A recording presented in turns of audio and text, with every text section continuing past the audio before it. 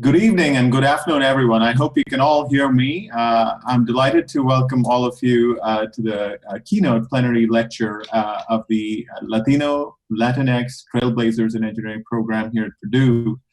And in anticipation of today's plenary lecture, I would like to introduce my colleague and dear friend, Luciano Castillo. I just wanted to say a few words about him.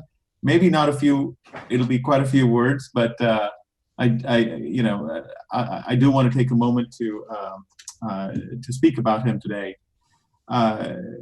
Dr. Castillo did his MS and BS and PhD at the University of Buffalo, where he graduated, and he's of course a world-renowned expert in turbulence, fluid mechanics, and wind energy. His first academic appointment was at the Rensselaer Polytechnic Institute, where he quickly rose through the ranks. Assistant associate full professor, very successful. And then he moved over to Texas Tech in 2011 as the Don K. Clay Cash Distinguished Engineering Chair in Wind Energy. And while there, he also became the president and executive director of the National Wind Energy Resource Center. In 2017, we were really fortunate to hire Luciano to Purdue as a Kenninger Endowed Chair in Renewable Energy Systems. Luciano has won many accolades in his life. He is a fellow of the ASME, fellow of the American Physical Society. He won the Martin Luther King Jr. Award at RPI, many awards, including just in 2020, we had the great news of hearing that he's been elected into the National Academy of Engineering of Mexico. So very distinguished career, but I think what really distinguishes Luciano is this whole notion of impact. At Purdue Engineering, we celebrate impact. I can think of a few colleagues who represent impact, in the way that Luciano does.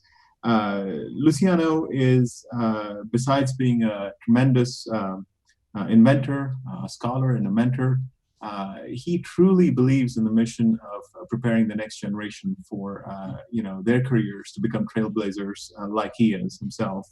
While at RPI, he led a $5 million initiative to create their diversity program, really, through an AGEP grant.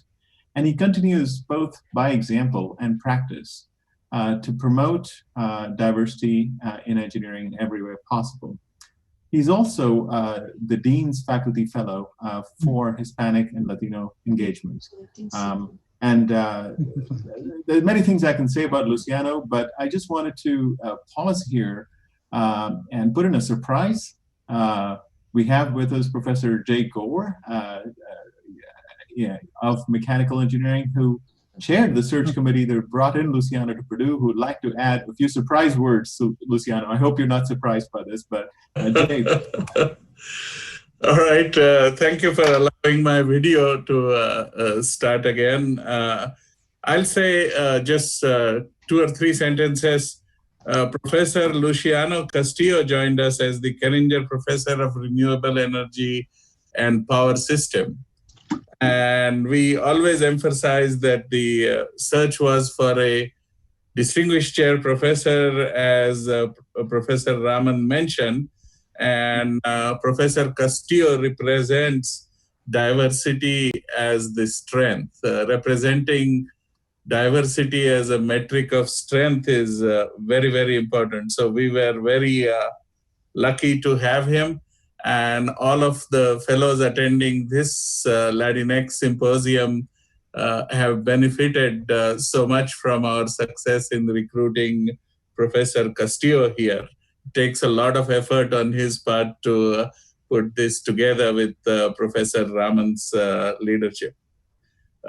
Finally, I wanted to mention that the Kenninger Chair Professorship was endowed by Steve and Gail Kenninger, who are very successful alumni of Purdue University.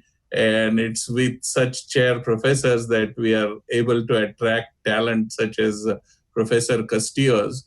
So through the Latinx Fellows, please aim high and aim to become chair professors yourself. Thank you. Luciano, over to you.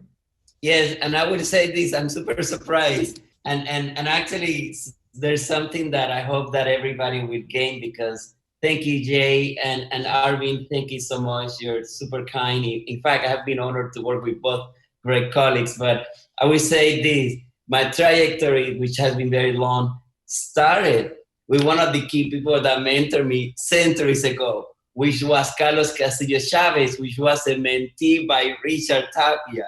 And you will see a beautiful story. Through my AGEP, which we both share, Richard and me, everybody will say the Richard Tapia, the Richard Tapia. I mean, there's not, is the Richard Tapia. And I said, I had to meet him one day. And by chance, I was in a conference that I was invited, the Texas Academy of Science and Medicine, which Richard is one of the distinguished members. I was invited there because I got lucky and I got to give a talk. And that day I was lucky enough that I was sitting by coincidence in the same table that Richard was. And I would see this distinguished guy with such a strong presence. And he would ask me, and who are you? And then when I look at him, oh my gosh, that's the Richard Tapia. I went over giving a hug, and I mean, there's a giant and they're giants, and Richard is the giant among giants. And I'm not even saying that lightly, I say that from my heart. And I tell you this, from that moment, not only he became one of my greatest mentors, but a true great friend. I mean, I'm not saying a friend that would just call you. He would pick me up at the airport, spend days with me, and thank you, Richard. And we are such an honor to have you here. And I would say this about you. I mean, Richard, he graduated, he did his bachelor degree, his master degree, his PhD in UCLA. And then he's now what is called a university professor. And I know our fellow doesn't quite understand the magnitude of what that means. But normally when you see all the great things that Arvin was saying, that endows here, that means somebody endowed you, somebody gave you money, and you belong to a department. Richard doesn't belong to a department. Richard Tapia, Professor Tapia, belongs to the university. So he's also an endowed chair. He's a member of the National Academy of Engineering. He's the first Hispanic person ever to be elected to the national, to win the Medal of Science. And actually, he goes to the White House as going to the park. I mean, he was appointed by Bill Clinton into the National Science Board. He won the Presidential Medal for Excellent Science and Mentoring in United States, which he went to the White House. And then when he won the Medal of Science, and I saw those pictures, he was there with his wife, Jane, and then they were receiving the Medal of Science from President Obama. And this is the Medal of Science, so you know the magnitude of this. Is his highest honor that the United States gives to any scientist in this country. So, and then he also won the Bush Award, the Vannevar Bush Award. And this guy was the guy that basically created NSF. So we're so honored, Richard, to have you here. And there's one more thing. You know, you become such a big deal when there are awards given in your name. And Richard Tapia has an award in his name that people receive when you become so prestigious. And he has a conference, at least one conference, in his name. So what an honor, Richard, is to have you. And I remember when I was in Texas, Richard would come every year to my summer institute. So Richard, it's so bad that we don't have you in person, because I know the kids, we have loved it, but you will see a surprise here today. Richard, thank you so much. So for any more time, I won't take any more time. I would like to present our keynote speaker, Professor Richard Tapia. Thank you, Richard, for coming here today, okay? Thank you. So thank you for the introduction, okay? And already it sounds very exciting. And I too would like to be in person. That would be wonderful. But this is the next best, and already I see a lot of excitement in the air, and I hope it continues, okay? Now, I have a talk. My talk is called My Unlikely Journey from the Barrios of Los Angeles to the White House and the National Medal of Science. So that's a long trip. It's a really long trip. I started out in Los Angeles. My mother and father came from Mexico, and I got to the White House and the National Medal of Science. So I want to tell you about my life, okay? And I hope it's motivational. I hope that there are things in my life that you learn and that motivate you. So the talk is motivational, and I'm gonna share my life with you and use all the little pieces, the ups and the downs, okay? And so we're already starting with a little bit of technology here. Okay, so look, I was born in the United States and raised in the United States in Los Angeles. So I've always had a struggle for identity. In other words, there's an identity crisis if you're underrepresented minority, Latino, growing up in the United States, especially if you're good in science, engineering, and mathematics. I always had, people say, no, you shouldn't be in mathematics. You should be in another area, maybe sociology. Maybe you should be in working on cars and gardening. So I always had a struggle with that identity. And I just share that with you that, especially in mathematics, because so many of the teachers where I went to school didn't think that we should be in mathematics, okay? So what's my struggle? In the United States, I was called Mexican. And in Mexico, I was called gringo, okay? So my mother said, be proud, we're gonna go to Mexico. And I had to ask the question, where do I belong? So in Los Angeles, there was a negative image with the term Mexican American. It was always used in a derogatory way, okay? And it did not represent quality activity. So if you keep telling someone all their life that they don't belong, then when you first encounter failure, you say, well, maybe they were right. Now, you don't want to think that, and you don't want to do that, but you say, maybe they were right, okay? And it has to come into your thoughts. My mother, the proudest woman in the world, she was from Chihuahua. No one was prouder. And she would tell us, be proud. And I said, but Mom, the city won't let me be proud. My colleagues at school won't let me be proud. And she would say, hold your head high and be proud. So I put together, who am I? So things that make me feel good inside. And the words that identify with that make me happy. You have to understand, I grew up in the 60s. That was a long time ago. And that's when the Chicano movement was starting. And it was the same time as the Black Panthers with Huey Newton and Bobby Seeley and the Chicano movement and Cesar Chavez. So that word is inside my heart. I mean, it's a really important word to say Chicano. Now, I've been in Texas for 50 years. So Tejano, popularized by Selena. It's a beautiful word. I like the word Tejano. Although I'm not a Tejano, I wasn't born here. Mathematician. Ah, what a beautiful word, okay? And people wonder, what? Mathematician? And I say, no, in my heart, deep in my heart, I'm proud to be a mathematician and a Chicano and almost a Tejano. That's what a Chicano, Tejano mathematician looks like.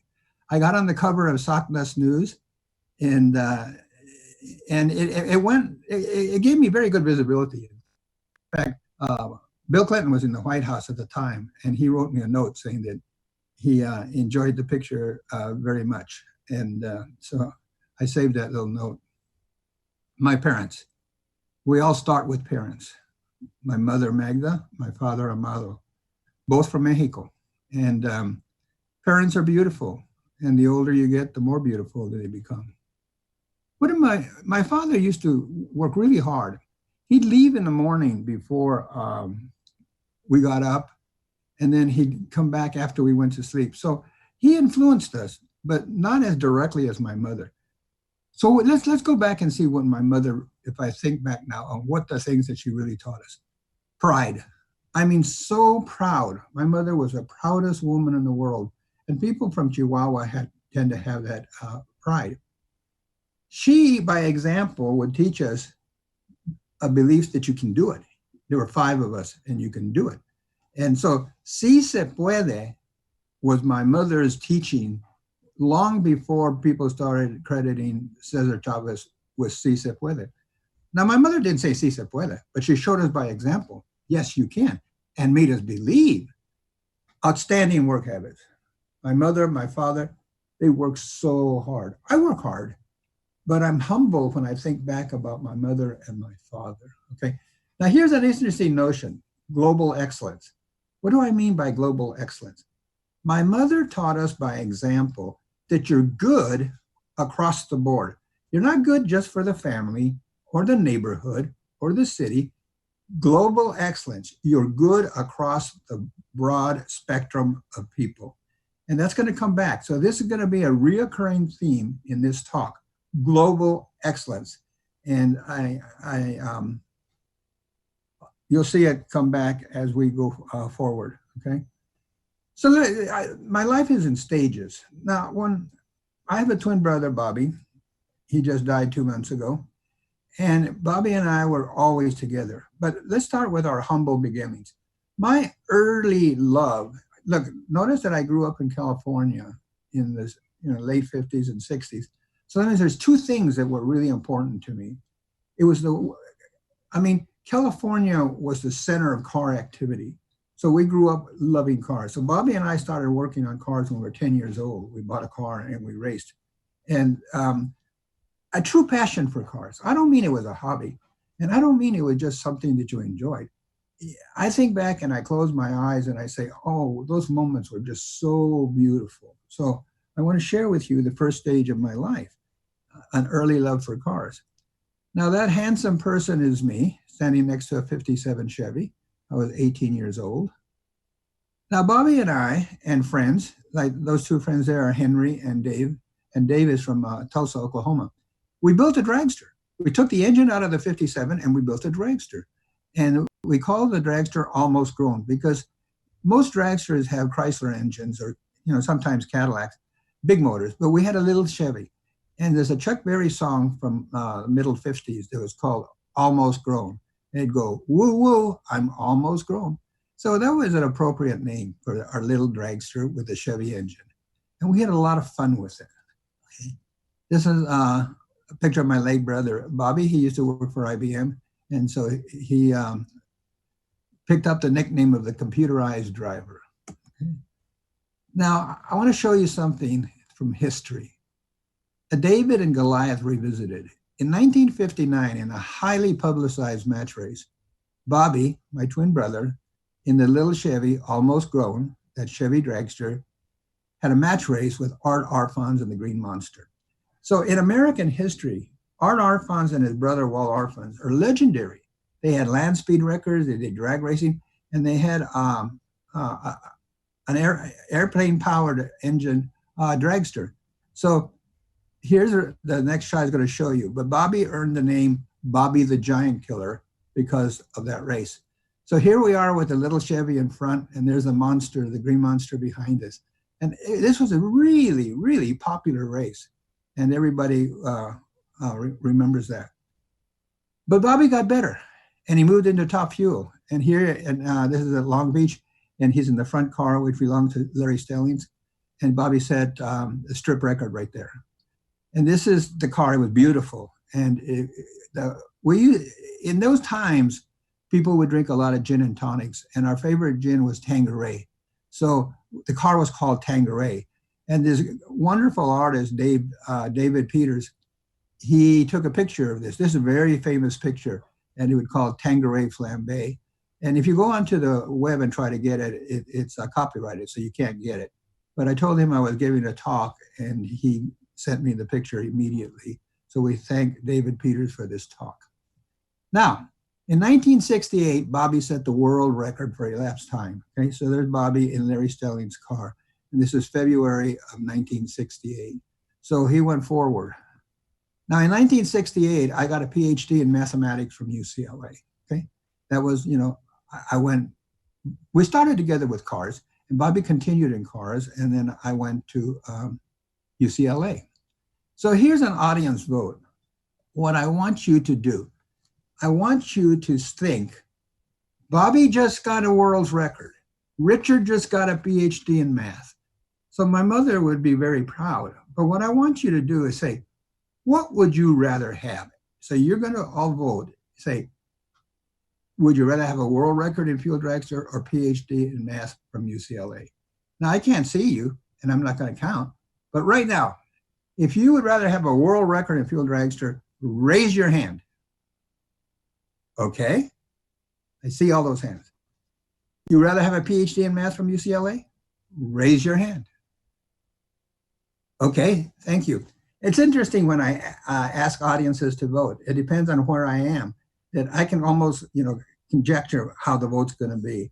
And it's a good balance. It's a good balance. Okay. And like last time I gave this talk at a community college, everybody went for the field register. Okay. Then I gave it at Rice and everybody went for the PhD. So you would expect that. Both examples of global excellence. World record. Bobby wasn't the fastest for the neighborhood or the city. It was the fastest in the world. Global excellence. My PhD from UCLA was a quality PhD. Global excellence. Thank you, Mother, for teaching us global excellence. Stage 2, happiness and early success. Okay. That's my wife, Jean, and me at our wedding. We were very young. Jean was 17 and I was 19, and I was a student at UCLA at the time I got married. But you have to admit, we're a cute couple. We are a cute couple, okay? And that's a really heartwarming picture for me. Our daughter, Cersei, we got married in 59. Our daughter, Cersei, was born in 1960. I got a PhD in 68, and we celebrated with having a son, Richard, in 1968, okay? Jean just wanted to be a dancer. That's all. Jean is Nuyorican, okay? So that means that her parents were Puerto Rico and she was born and raised in New York. And I'm Mexican, Chicano. We had simple dreams. We were married and we had 2 children. But the simple dreams were Jean just wanted to be a dancer. That's all. I just want to dance. And I just wanted to be a mathematician. So life was, we had no money and we had a lot of things to do. But it was a good life and it was challenging. And we went forward with our dreams. Mathematician, dancer. Cersei was born in the wings of the stage. I mean, Cersei had no choice. I mean, she was dancing before she could walk, which is typical of Puerto Ricans. And she would go with me to school. So she was exposed to math. She was exposed to dance. She was actually quite good in both. Okay, so I got a PhD at UCLA in 68. Then I went to the University of Wisconsin-Madison and for 2 years. And I ran with some of the big dogs. And then in 1970, Jean and I decided to come to Rice. And I came in 70. Now in 1972, I was promoted to associate professor with tenure. And I want to tell you that I had to have tenure to do the things I wanted to do. Because in those days, there was a notion called hire to fire. So you would hire a lot of underrepresented minority faculty and then you would fire them all. And they got credit for hiring and nobody would actually blame them, or actually there would be no negative count for firing them. So I had to get tenure and I got it in 2 years. Now that doesn't happen anymore, okay? But it did happen at that time and I'm very proud of that. Okay, stage 3. I have tenure now, okay? So there's a delicate balance. Now this is extremely important message. How much do I give to being a mathematician? How much do I give to be doing outreach, okay? It's easy to go just math, no outreach, or just outreach and no math. And so you see people, people like Professor Castillo, who give in both categories. And that's the challenge, is to give in both and yet not sacrifice either one. That's been the biggest challenge in my life. But I had to give back. I've been there. I understand. I grew up in Los Angeles as a Mexican American. And so I had to navigate the waters. I went from high school, which was not a good high school, to community college, to UCLA, to faculty at Wisconsin, 1-year faculty at Stanford and Rice. I understand, I can help, and I have tenure. I can do things and they're not going to get rid of me. Okay. First thing I did, I started an association of students. Now this is 72. So Latinx or Latino was Mexican American. And so I started a group at Rice called Rice Association of Mexican American Students, Ramas, okay, which in Spanish means branches. Now look, There's Danny and David and me. You have to say our hair is beautiful. I mean, our hair is beautiful, okay? And so the 70s were a great time in terms of dress and hair. And there we were, you know, like so many other people. And I love the picture and I love the hair. Now, everything was going along fine. Jean had a studio in Houston, Texas, in which she taught 400 students. She taught 21 classes a week, and her studio was fine. I had tenure at Rice. I was doing fine. I was getting recognized. But just like in a movie, when you see everything going so fine, you wonder, uh-oh, something's going to happen. Something's going to happen. So stage 3 were personal tragedies along the way. Now, this is Jean. In 1977, she was diagnosed with multiple sclerosis. Then she was diagnosed with myasthenia gravis. They're both autoimmune diseases. So I took Jean Jean loved dance. Everything in her life was dance. But it took her into a wheelchair. And so she could no longer teach the classes that she wanted to. She could no longer do that, which was extremely the most, probably the passion of her life, okay? And so this is 77, Jean ends up in a wheelchair. Now, Cersei went to UCLA, our daughter, and she danced, as a freshman, she danced the lead role at UCLA. And I've been told that she's the only freshman in the history of UCLA to have ever danced the lead role. And she said, Dad, dancing's not at UCLA or at schools. I'm going to New York. So she said, she took off to New York to dance in the company. And she did dance in the company. But one day she told me, there are 500 young women here in New York that are better than I am. I'm coming home, I'm going to Rice, and I'm going to study computer science. So she came home.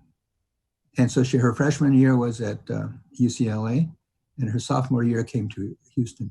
But in 1982, as a student at Rice, she was killed in an automobile accident right outside the campus.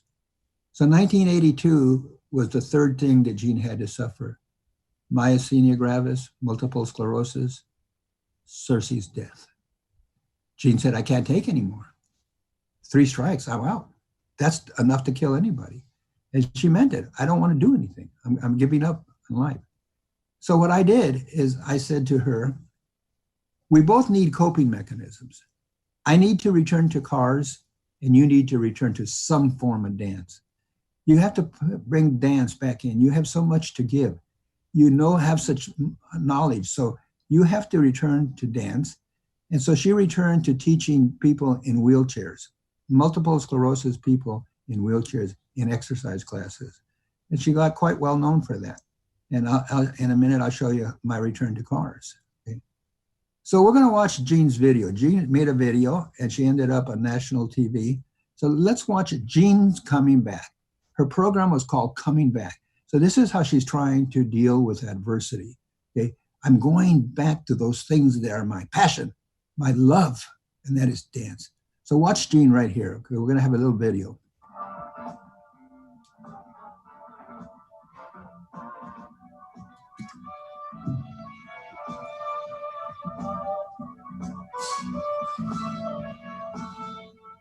For test results to come back, all while the students I'm ready. are coming. Are you ready? Need to let all the parents know right away. We My need name is Jean employees know right away. I have multiple The whole sclerosis, hallway should have been tested for 2 weeks. The district's nurse Exercise coordinator has really says she would have been more contact tracing, but the and I know it's already passed. The school did send a letter on national TV. not in the stimulus classes, and it tells you the letter downplays the risk. Okay, now we have in our audience some members of the Southern California chapter of the National MS Society, and I understand they are most anxious to share in this exercise program with you. What are you going to show them? Teachers is one thing. What texting the messers can do, right? Okay, I'm ready if they're ready. Okay, go on over. Rob is there with them, so go on over to Sandy, thank you very much. We're set up. I might say, too, these are just great upper body exercises for anyone. Are you guys ready? Yeah. All right. Dean, over to you. All right, gang, let's do it. I'm going to exercise with you, too. All right, the first thing, let's just take a deep breath and lift up those arms. Inhale, exhale, lower those heads and shoulders down. Do it again. Feels good. Deep breath through the nose. Everybody do it. Exhale. Down 225 points today, 8% closed at 20. What are we going to do about that? Okay, so that was Jean's way of coming back, and it worked. I mean, it gave her something to believe in and something that she still had to give. I mean, she had much to still give to this world. Now, I needed to come back with cars, so I'm going to tell you about the car that we built. It's called Heavy Metal 1970 Chevelle Malibu SS. So let's look at this car. The car was 3 times national show car champion. And, it's called Heavy Metal. And let me introduce you with this. I grew up with a love for cars. So when we built this car, I didn't want people to say to me, that's pretty good for a mathematician. Well, that's pretty good for a university professor. Okay? I wanted them to say, that's good across the board. That's good by global excellence. So I'm going to show you the car, 3 times national show car champion. That's the car, 1970 Chevelle, okay? Now, 2 Rice students helped me. One, and they were both Mexican-American Chicanos. Joseph Cifuentes did the graphics on the side. And they're really incredibly creative. Notice they go from stripes into flames, and it has the oval with the SS for Super Sport. The monster is a takeoff on Iron Maiden's Eddie, and another Chicano student did that. And he started with Eddie, and he just changed it a bit. So that's the car we built that won 3 national championships. Okay, here we are in Fresno, California. Jean's in a wheelchair. We went all over the country, and I would push Jean in the wheelchair. I remember running through the snow in Detroit. I was pushing the wheelchair through the snow, and Jean was laughing, and I was laughing, and the car took first place. The car, global excellence, another example. So after dealing with these adversities and tragedies, we had to come back. A renewed commitment to understanding and improving representation in STEM. So how are we underrepresented minorities doing in education? Now this slide, I'm just going to tell you quickly, the blue line and the red line. The blue line is Hispanics. And what it shows, where it's way ahead of everybody, is that we drop out of high school faster and more effective than any other group in the country. We own the dropout rate in high school. Now the red line is Asians, and they own going to college and more. And the rest of the things are in between. But that's what I want to say. We own dropout rates, and Asians own graduating from college. Now, mathematics, computer science, and electrical engineering. It's for good reason, and the nation uses representation in these areas as indicators of health of the nation. So let's look at this. So look at the yellow rows. And this is an average of the 100 best departments in the country. And it's 2007, but that doesn't make much difference because it'd be maybe worse now. But if you go, let's go to electrical engineering. It says that on the faculty, less than 2% are Hispanic, less than 2% are Black or African American, and 28.4% are Asian. That's incredible. So you have to compliment them for such success. They're 4% of the population, at 28% of the faculty in electrical engineering. Hispanics are 18% of the population, we're less than 2% of the faculty. Blacks are 13% of the population, less than 2%. So I have a saying that I like to say. We are here. There are big numbers of us, but we're not there. We're here in the population, but we're not there on the faculty. So I like to use that simple statement, okay? So we need more underrepresented minorities in STEM areas, both in industry and on faculties of very good universities. Okay. So where do we earn our degrees, okay? So Hispanics, it's civil engineering and sociology. That's the ones that spikes. Now, African Americans, sociology and political science. Females, sociology and psychology. White males, everything but sociology. They're supposed to be funny. Asians, electrical engineering, mechanical engineering, and computer science. Look at those three big spikes, okay? So I'm telling you that we stay away from STEM areas far too much. And yet it's in our background. If we go into Latin American countries or go into Mexico, the representation and the love and the passion, you know, like from the Mayas. Now, an outreach success. So I've showed you how we've been coming back, but an outreach success. So there's in 1994, we started an entity at Rice called the Tapia Center.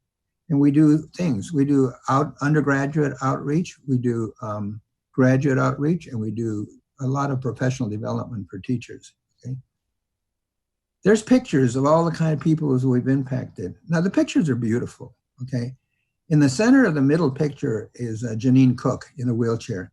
And she was Olympic competitor in ice skating, but she fell asleep at the wheel and had an accident that left her paralyzed from the waist down. She's a computer scientist, and she just won the Richard Tapia Celebration of Diversity in Computing Award. So they just last week, and I'm very happy that she has won that because she has given so much. And there's all kinds of pictures. So we work with a lot of students. During the period 1999 to 2012, I was very successful at mentoring PhD students. Okay? I worked with and mentored 89 students, 53 men, 36 women.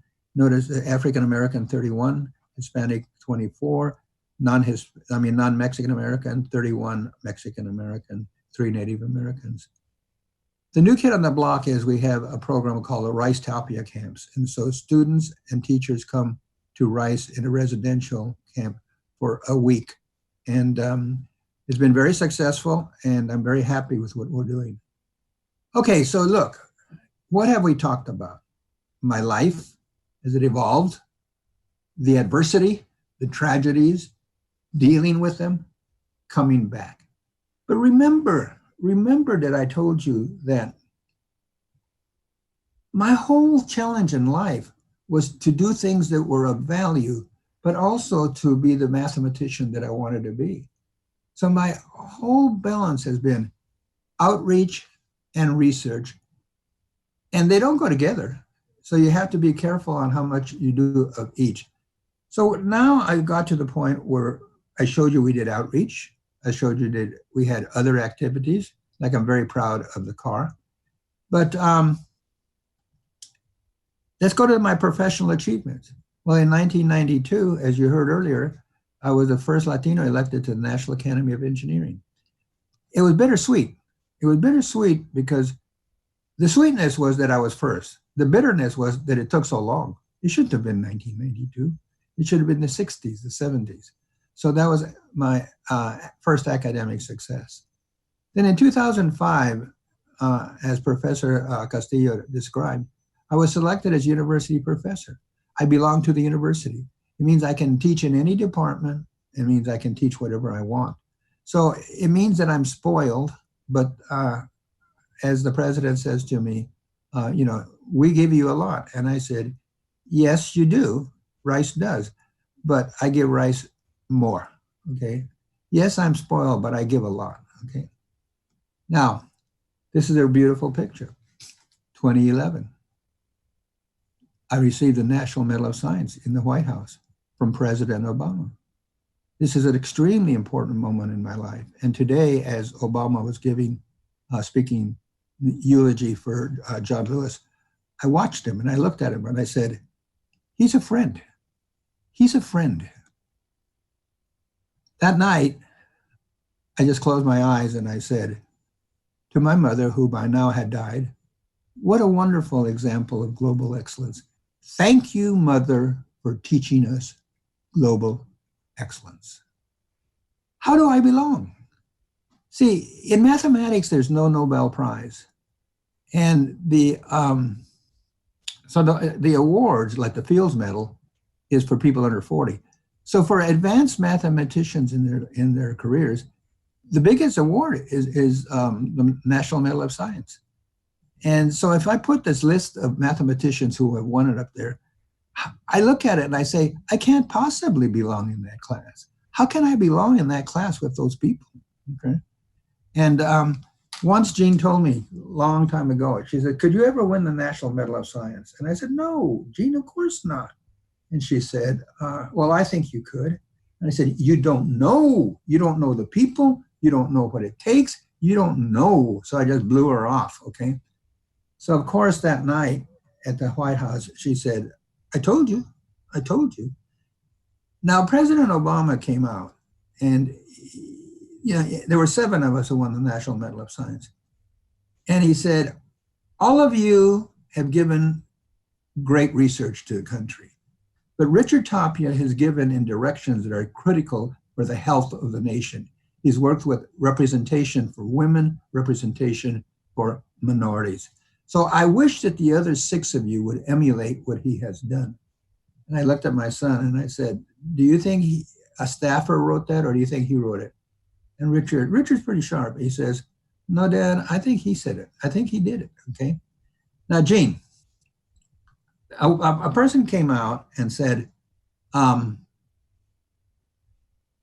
President Obama does not like you to yell, okay? And so he said, the person said, a woman, don't yell. Clap, but don't yell. So President Obama came out and they said, ladies and gentlemen, the President of the United States. And they played Hail to the Chief. That has to be a great moment. If you grow up in this country, it's a great moment, okay? And then President Obama made his comment. Now, when they read my name, when the Marine Sergeant said, National Medal of Science, Richard Tapia, Jean, in her great Puerto Rican way, just screamed and hollered and just jumped out of her wheelchair. And President Obama looked at me, and he didn't say anything. He just looked at me and looked at Jean. And I said, yes, that's my wife. And he just smiled. And then I said, you have to understand that she is Puerto Rican, and Puerto Ricans love to yell. And he smiled again, and we went forward. And that night, Jean told me, you knew I was going to yell, didn't you? And I said, yeah, I knew you were going to yell. She said, but my side won. My side won. I have to yell. It had to. So if I had to do it again, I'd do it exactly the same way. So that was great. Concluding remarks. Advice to students.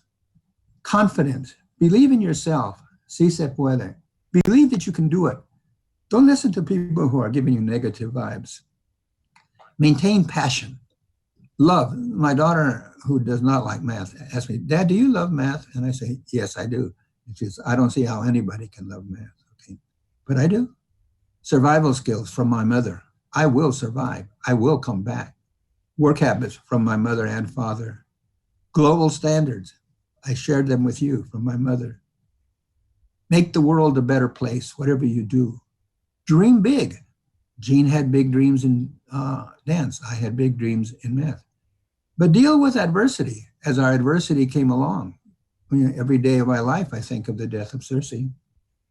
Deal with adversity as needed. Success and failure come into everyone's life. Deal with them. So if it doesn't go exactly the way you thought, then deal with the hand that you've been dealt and go forward with it. A message to students. Your credentials precede you. They promote credibility and open doors. I get a lot of invitations to give talks, president's talks, like I gave one at Caltech, and I gave one at MIT, and recently at Tulane. And what they say, they don't know me. They just know that I can't be a total turkey because I won all these awards. So they invite me. Now, they may or may not like what I say, but the fact is, my credentials precede me and get me into a lot of beautiful places. So I say to students, and I say to you, be a professional who happens to be a minority. Don't be a professional minority. We don't need that right now. We need people who are stars in research and stars in industry, in engineering, in computer science, and mathematics, who happen to be minority. I'm a mathematician who happens to be Mexican American. We serve as role models in 2 capacities. I hope I'm a role model to you, to minority youth and majority, but also to my majority colleagues. When I was in the National Science Board, I was the only underrepresented minority. And I wanted my colleagues on the board to say, people like Richard Tapia are important. They give a lot. So excellence comes in all flavor. Brown excellence, black excellence. It comes in all flavors. So that's exactly what I tried to do in the National Science Board, and I think I did it. Guiding themes in my life. I'm not the best, but I'm good enough. I was never the best student at UCLA in a class. I don't think I ever was number one, but I was good enough. I mean, I went through and I followed my path, and it took me great places. But I didn't have to be the best. And in fact, I just had to be good enough to succeed. If you sit on the porch with the big dogs and occasionally bark like a big dog, the world will view you as a big dog, okay? I've been very fortunate to run with big dogs, okay? Wisconsin, Stanford, Rice. Running with a big dog teaches you how to bark and how to move forward at a really good rate. Okay? Now, I'm always asked in my talks, what are usually what's your greatest accomplishment? And I always say the National Medal of Science, that, that's really unusual. But last year, Gina and I celebrated a 60th wedding anniversary, okay? And that's an accomplishment. We started off a long time ago down a rainbow path, and it took us in many directions. It took us to the side, but it took us to the end, and there were many pots of gold. So I changed this in my most recent talks to say, my two greatest accomplishments, the National Medal of Science and my 60th wedding anniversary. Now, at our wedding anniversary, there were a lot of people, but I want to read you this. There are many beautiful things to celebrate in this world. And one is the 60 years of marriage of Jean and Richard Tapia, and the amazing love and support that they have shown for each other, and so many others. What a privilege to celebrate with them last night and much enjoy their dance. This is David Lebron, president of Rice University. So I'm going to show you the dance that he's talking about, okay?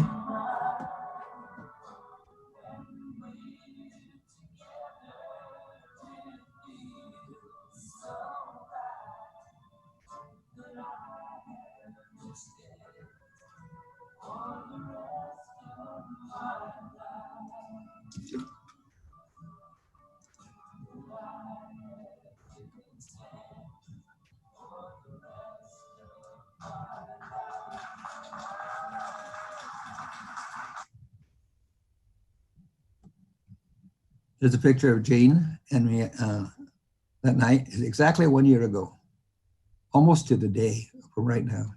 And Rice Tapia, and the obvious ending is thank you for listening. And I enjoyed sharing my life with you, and I hope you enjoyed listening to it. That's it. So I would like some questions. Hey, Richard, thank you so much for a global excellent talk. I was not disappointed because I know everyone is like that. Thank you, Richard. Thank you. And so, I would like people to ask you a few questions. I know that we have the fellows here. Actually, Richard, you need to meet one. Sean, can you put your camera? I would like Richard to see you. There he is. Hey, Professor Tapia, thank you so much. Really, I'm here because of you. Well, I really am so thankful. I did have a quick question. I was wondering, like, when it comes to outreach and diversity efforts, like, where can we make the most impact in terms of increasing the faculty diversity? Like, does that start before we even get to graduate school, at the undergraduate level in high school? You saw the statistics with, the high school students and the dropout rates. Like, where can we make the most impacts, and where should we be focusing our efforts? Okay. I don't want students, I'm very proud of you, Sean, okay, and what you've done. I don't want students to spend time like one-on-one tutoring or one other thing. I want them to get their careers. So I want, Sean, for you to, get your degree from Stanford and to be recognized as a scholar and to get into a position where you will be visible.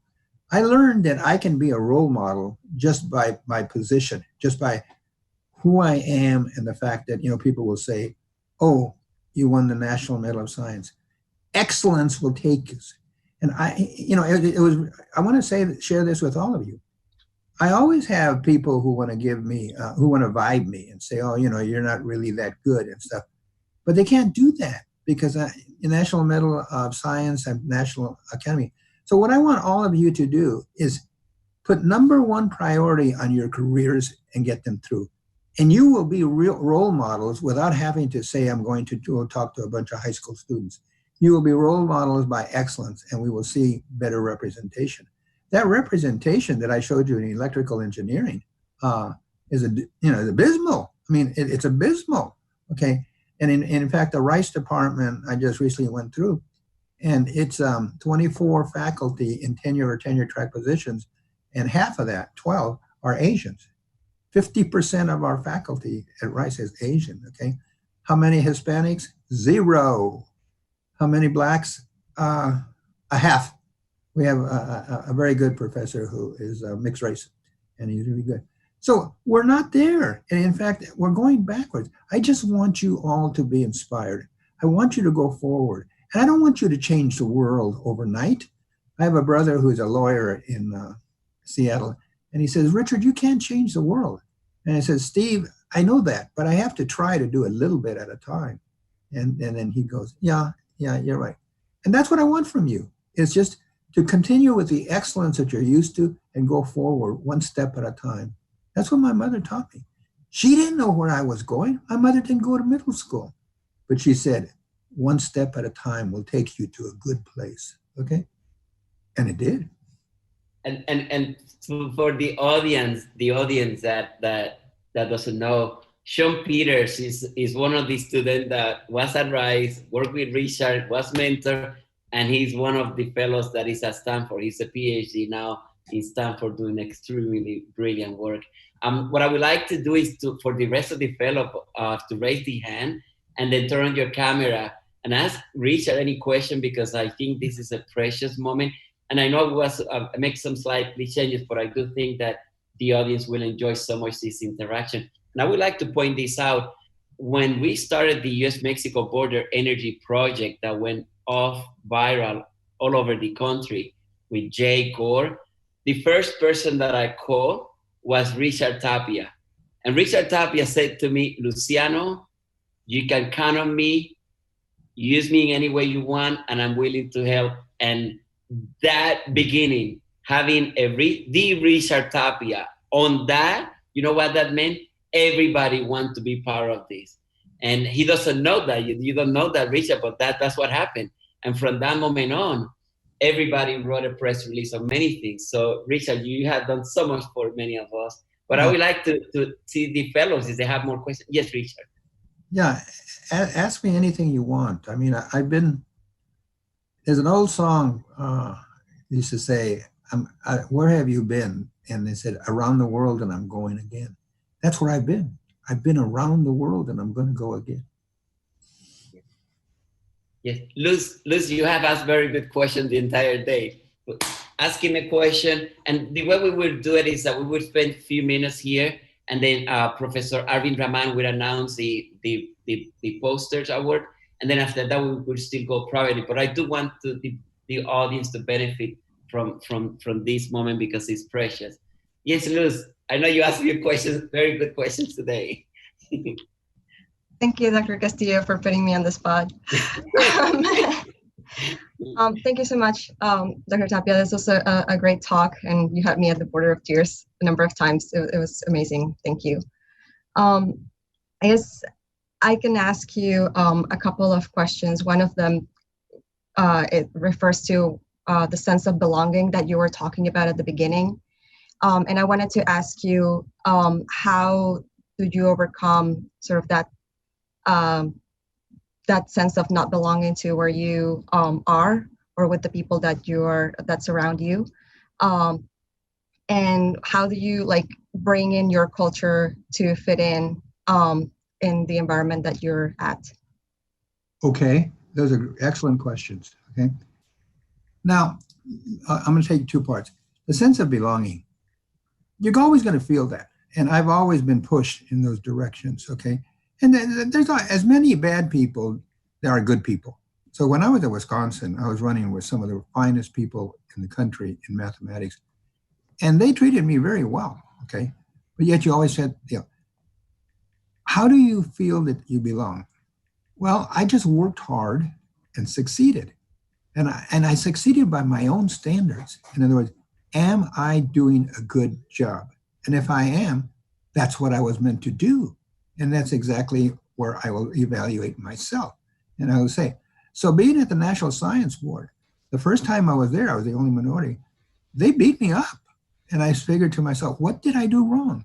And they have a little book that they give you before the meeting. And I was told by the chair of the board that I only talked about minority issues and that they needed me to talk about all issues. So I went in there and I memorized that book, and I got there to the point where, you know, I was a force. Success and confidence, you bring it yourself, okay? And don't let people turn you sideways. Don't let somebody say, oh, you know nothing. I had a professor when I was an undergraduate at UCLA who'd say, what are you going to do? And I said, I'm going to go to graduate school. He said, well, maybe you can get a master's degree, but you can't get a PhD. And, you know, I just used that kind of to smile and, you know, and said, and when I got a PhD, I didn't have to go back. So you have confidence and you go forward and you do it by your own standards. And success comes in many flavors. It doesn't have to be that you become the world's greatest researcher. But if you're a really great teacher, or if you motivate other people, as we're starting to understand today in the post-George Floyd world, that's a lot. That's a contribution. That's a contribution. That's what my mother taught us, that, you know, make your own contribution and don't listen to others to have to be evaluated. Evaluate yourself, okay? So that's about belonging. Okay, just excellence will take you there. Now you asked another part of a question, and I think I've already forgotten it. What was it? Oh, that's fine. It's along the same lines of incorporating sort of like your culture and your values and where you come from into the areas in which you develop. Yeah. Well, there's going to be people on my faculty who they won't listen to it, and I don't change them. When I was young, which I was young at one time, I believed I could change my colleagues and my faculty and say, oh, they're all going to believe the way I do. But then I learned that what I'm changing is the students that I touch, like Sean Peters and, you know, and hundreds of others. And so my legacy will live, not because I changed my colleagues, but my legacy will live because the students I influenced. I'm very proud of Sean. And there are just a whole bunch of others just like Sean, okay? And it's, you know, so I single Sean out today because he's here. But there are many, many, and Sean knows that. He knows them. So you don't change. You just always stand proud of your culture. That means I've seen in all my recruiting at Rice, sometimes I go into parts of Texas and I see a young person, especially a young woman, and I say, are you Latina? And they'll say, no. And I go, come on, okay? I mean, your name is Jimenez, okay? And then they'll say, oh, well, my parents said that it wasn't good for me to tell people, okay? And so you have to stand with your culture. And if my mother taught us anything, you hold your head high and you just say, this is who I am, and I'm proud of it. I don't think my mother, anybody in the world was prouder than my mother was of being Mexican. I mean, to her, that was the best thing in the world. And yet all around us were people telling you that it wasn't the best thing. So you convince yourself, you work within your own structure, and but you're not going to get your colleagues to say, oh yeah, I really appreciate this culture. They will respect it, but they're not going to appreciate it at the level that you do.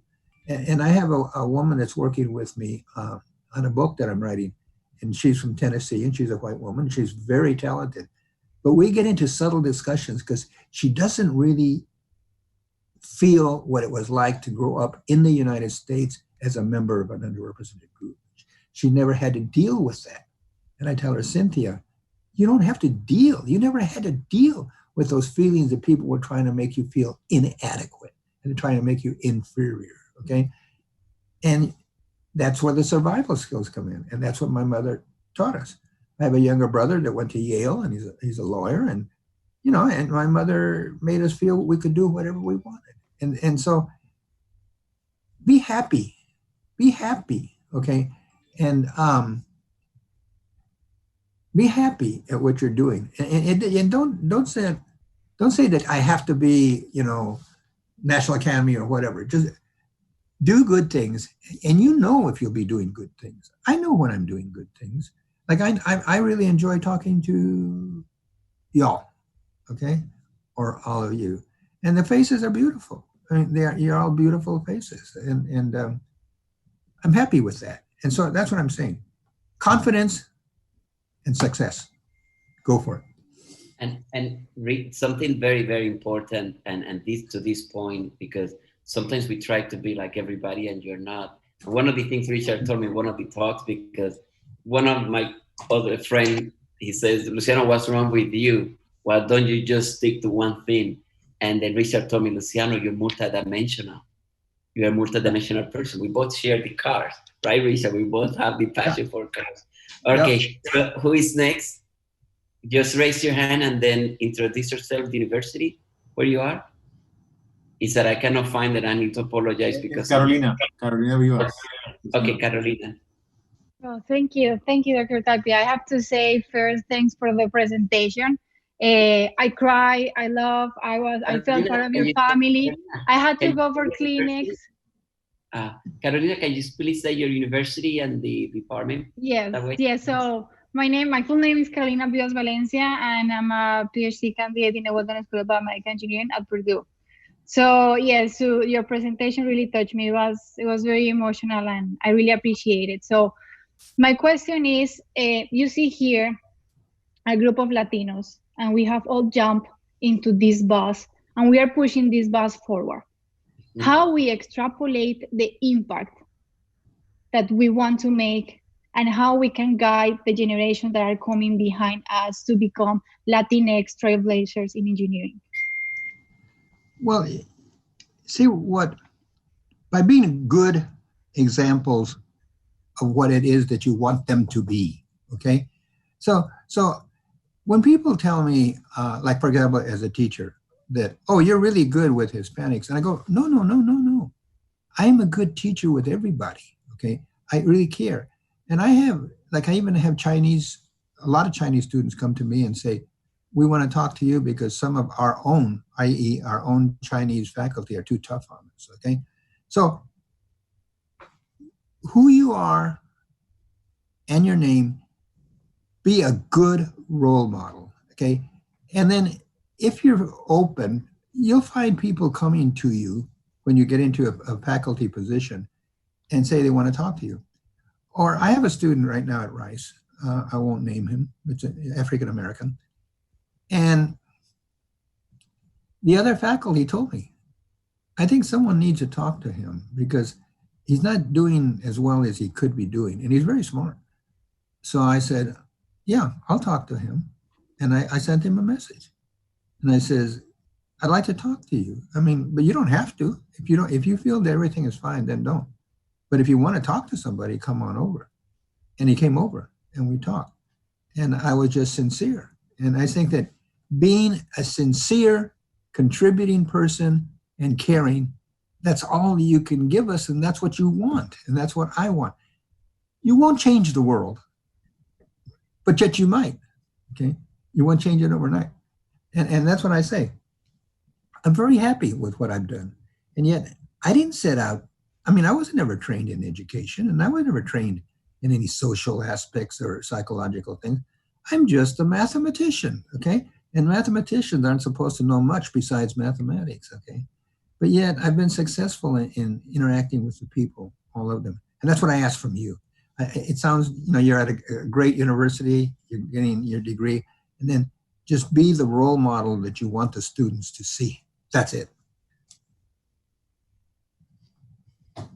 Yes. And who is next now? I don't see the We hands. have Gonzalo Martinez. Oh, Gonzalo. Okay, Gonzalo. Okay. Disculpa. Hello, Martinez. Gonzalo Martinez from the University of Notre Dame. I'm a PhD candidate in computer science. Thank you for your talk, first of all. And I wanted to ask you, I saw that you started doing outreach after you got tenure. For those of us that would like to do outreach and participate and maybe create outreach programs, should we avoid that until we get tenure? No, you don't avoid it. I mean, like I use Rice students a lot in things. So just don't overdose. Don't get too involved that it gets in your career. Okay, don't get too involved that it gets into your career. No, but as faculty, those days that we grew up in the 70s, they were harsh. They were harsh because everybody wanted to beat down affirmative action, and so they were harsh times.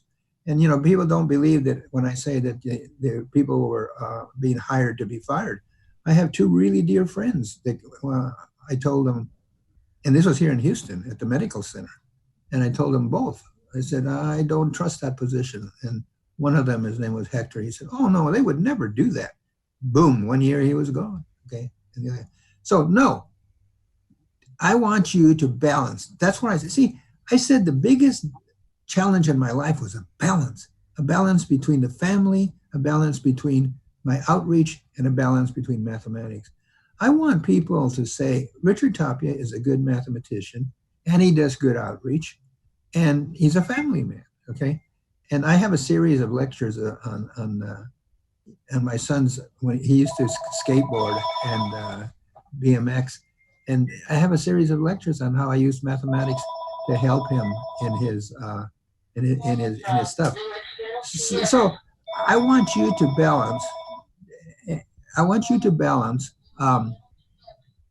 And do enough that you really feel that you're contributing and it's enough to make you feel. So for example, at Rice, when high school teachers would say, can you come and talk to my class? Well, what I do is I ask a Rice student, if it's a Hispanic class, or would you just go and just give one talk about how you got to Rice? That's it. And the thing is, I don't want them to start tutoring and doing that. I'd say, give one talk about how you got to Rice, okay? I have a PhD student, Leticia Velasquez. And in South Texas, many of the families don't want their daughters to leave South Texas. So they don't want them to go to foreign places like MIT or Stanford, okay? That's, outside the world. So I have Leticia and another student of mine, Christina, who both have PhDs. They go talk to the parents and say, Leticia is from San Antonio. No, I'm from El Paso. And they tell the parents, it was okay. And she came to Rice, and then she did a postdoc at Harvard. And say, it's okay if your daughter goes away from your house, okay? And that's very typical in Texas, is they don't want to leave. They don't want to leave the family. And she says, and Christina, my other sister, and others, Monica, I use them to say, I want you to talk to the parents about how, there's life after leaving the home. And, and it's it can be a really good life. So you balance yourself and make sure that you're doing what you want and what you need. I have to do things to feel that I'm contributing. And people will often say to me, well, if you really cared, you wouldn't be at Rice, you'd be at some place that, but Rice has been a wonderful platform, okay? And it's been really good for me, and I use it. And it's been a good platform. So wherever you are, and so I say to you, Gonzalo, go talk to a friend of mine named Ron Matoyer. Do you know Ron Matoyer? Not personally. He's the advisor of somebody I know. Well, I'm asking you to go talk to him. He's a great guy. I know him really well. And I'm not asking you to talk to him about personal things. I'm just saying, say hello and say that I said to say hello to him. He's a very caring person, and he's done a lot of good things. Okay? Or thank you. Another friend of mine there at Notre Dame is Luis Fraga. I don't know if you know Luis Fraga. He's in political science. Anyway, they're both really great people, okay? And I've used both of them for talks. In fact, I used Luis Fraga to give a talk at Rice last year. So thank you, Richard. So we will continue to 7:30, and what we're gonna do, we're gonna have the award, the posters, and then after that, you will then go in a private mode with Professor Richard Tapia. But I would like to bring right now Valentina. Valentina, tell us your university and then you can start your question. Hi, I'm Valentina Nino in Montana State University, PhD candidate in industrial engineering. Well, my question is more, you say that our credentials should speak by ourselves, and I get that, but I'm actually worried about how we get to those young people, the younger generations of Latinos, that we are not in their radar. Like, they're not gonna see us because they don't care, or they don't have the mother or somebody else that is saying to them, you can do it, you can do whatever you want. So how we reach to those younger generations to change kind of the dream for them and see that they can go to college and accomplish really big things and then become role models by themselves? That's an excellent question. Yesterday I had some teachers. It was professional development. And I had one 6th grade teacher, and he was not Latino, but he said, all my students in my class here in Houston are Latino. And he says, their parents want all the girls to get married and the boys to get jobs. That's all they care about, okay, is get married for the girls and get jobs for the guys. Yeah. And he wanted to know the same thing you asked. How can we change that, okay? How can we change that, see? And the thing is, that's the thing that we each have to work at. And indeed, I don't have a magic bullet or a magic pill that says, let's just change that. We love our parents and we're so respectful to our parents, okay? And I know that, but our parents sometimes don't appreciate these things that are going to get us where we want to go, okay? I'm writing right now a book, and one of the things that I'm contrasting is, the representation of Chinese American with underrepresented minorities. And, and I have to say, is it just, culture plays a role and passion plays a role, okay? And what I say in the book, I start off by saying, is it that they're just smarter than we are? And then I conclude, no, they're not smarter, but their culture and their passion, okay? And it's a rigid culture that makes them succeed at tests. And I have a lot of data. But here's what we do. Here's what we all do. But we in America are so creative. We've done so many wonderful things. We have jazz and big band and, BMX and we are creative, but it's not taking us where we need to be. We're not competing with the Chinese at the level we need to be. And yet, yeah, I'll accept that we're creative, but then where is that creativity taking us if we're not using it? So we have to play Chinese on the way up. And then when you get there, then use the creativity. And that's what we have to do. So how do you work with those students?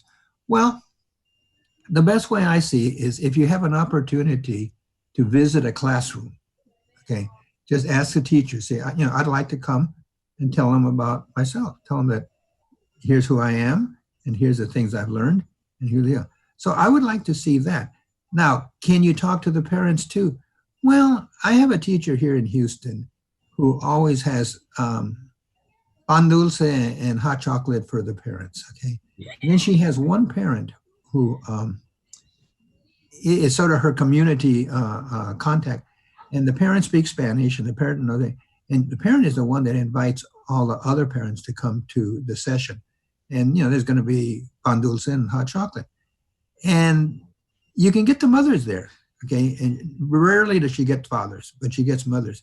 And then somebody comes and talks to them. I go and talk to them too, and you just start laying down the foundation that we've got this educational gap that we've got to close, and that we're very talented, and that their son or daughter could be one of those people that really helps us along the way.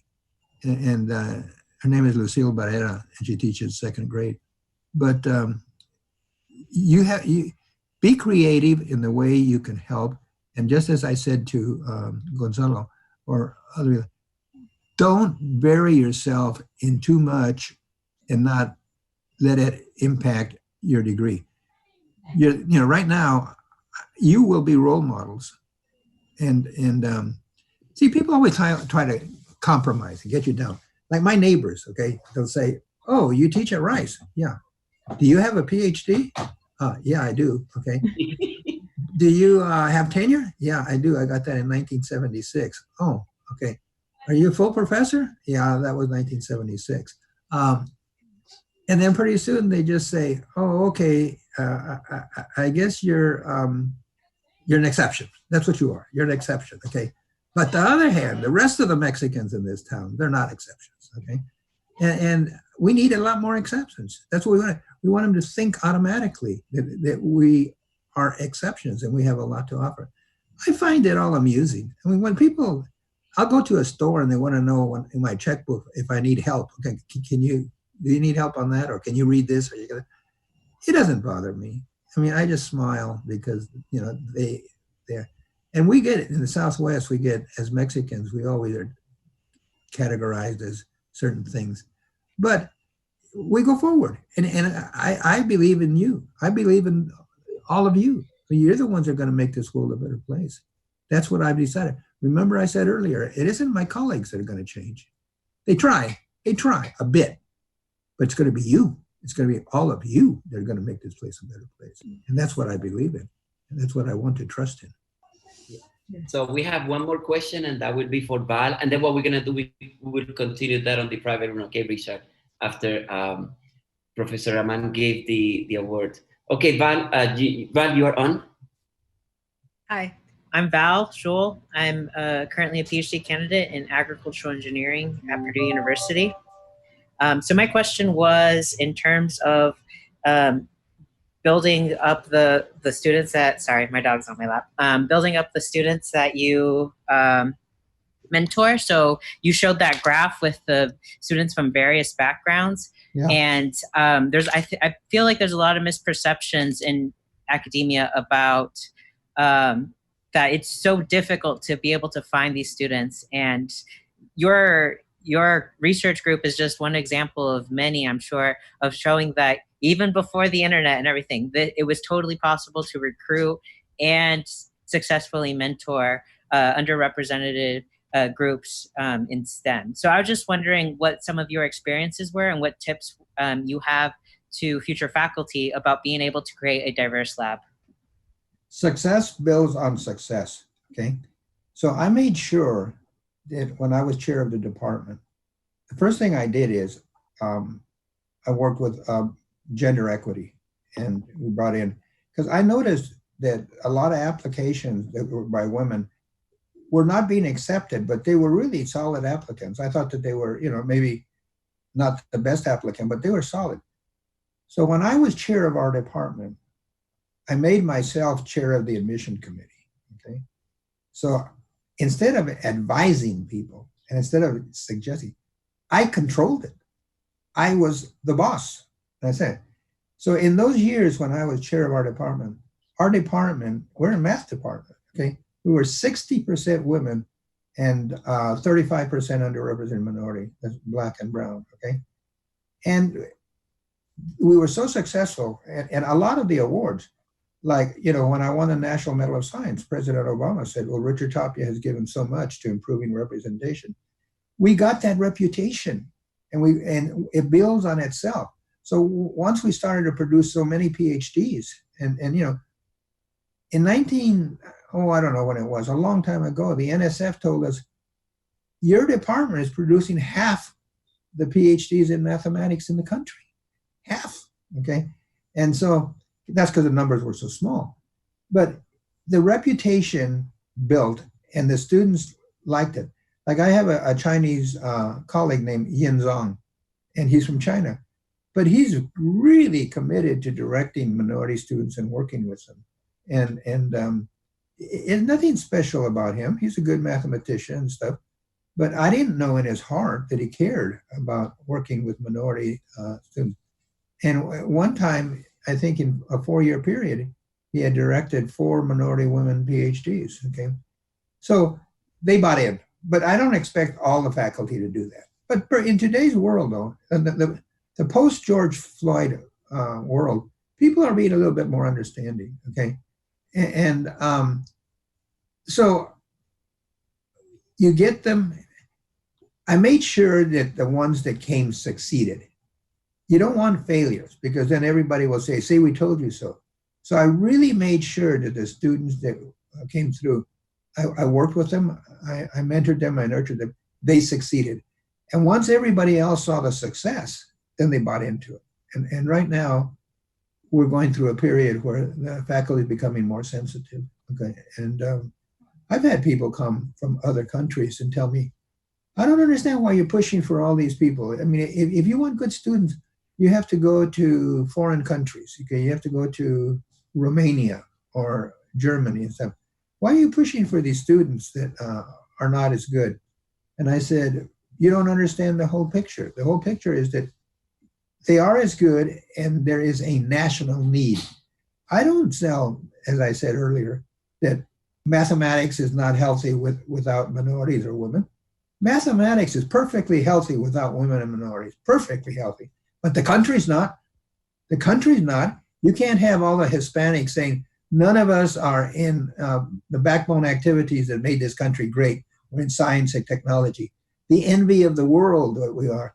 If we're absent from those areas, then it's going to hurt the nation. It's not going to hurt math.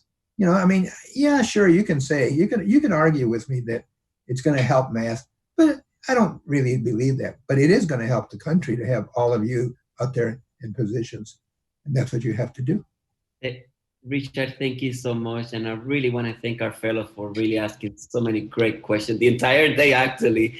So what we're going to do, I would like to allow our first, let's clap. Let us have a real clap for Richard.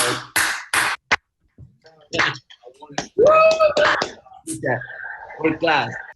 So we'd like to introduce our associate dean, our senior associate dean, Professor Arvind Raman. He's gonna take it now, and then he's gonna announce some other news for us. And then after that, you continue with Richard in the private room, if I believe Marsha will tell us, and they continue asking more questions. Okay, Richard. Okay, Arvind. Sorry that I took so much. No, gracias, Luciano. Thank you so much, Dr. Tapia. This is really spectacular. So I have the honor of announcing the winners for the poster session, and it was not easy. The judges, you met all of them. They asked you questions, and they came back and said, you know, we can't just pick one or two or three. So they picked 7 of you. We're going to break it into 2 buckets. You know, one we'll call the winners. There's 3 in that, and then notable mention where the judges were so impressed and they just said, you know, but they were asked to choose one in each of the breakout rooms. So let's begin with the winners, and I'll just say that I'll announce the winners and all the notable mentions, but please hold your applause. But once I do finish, take the mute off and let's have a real round of applause for everyone, right?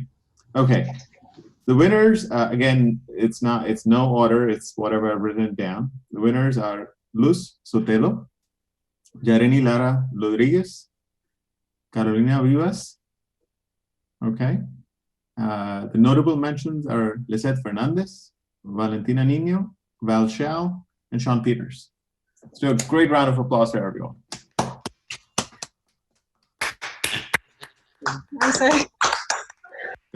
So, you know, again, I wanted to say all the posters were really, really spectacular. And, you know, I think you heard from the judges, they were also trying to help you with your pitch.